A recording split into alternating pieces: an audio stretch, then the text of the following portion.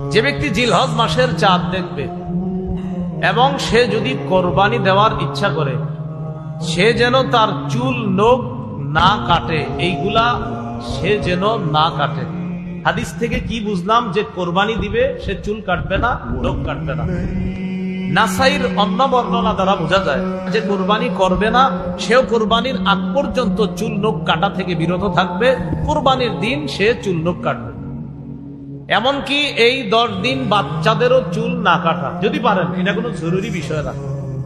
আব্দুল্লাহ ইবনে ওমর রাদিয়াল্লাহু তাআলা আনহুমা এক এলাকা দিয়ে রওনা করছে। মাররা বিইমরাআতিন তাখুযু মিন শারি ইবনিহা, এক মহিলা তার বাচ্চার চুল কাটতেছে, বাচ্চার চুল কাটে। ইবনে ওমর বললেন, আহা, তুমি যদি কোরবানির দিন পর্যন্ত একটু অপেক্ষা করতা, তারপর যদি চুলটা কাটতা। বাচ্চার মাকে ইবনে ওমর রাদিয়াল্লাহু তাআলা আনহুমা বললেন, তুমি যদি কোরবানির দিন পর্যন্ত অপেক্ষা করতা, তারপর যদি চুলটা কাটতা। এখান থেকে বোঝা যায় বাচ্চাদেরও 10 দিন পর্যন্ত আপনার চুল না কাটা। এটি কিন্তু জরুরি বিষয় না, যদি করেন খুব ভালো। তাহলে জিলহজের প্রথম কাজ পাইলাম আমরা, চুল নখ না কাটা।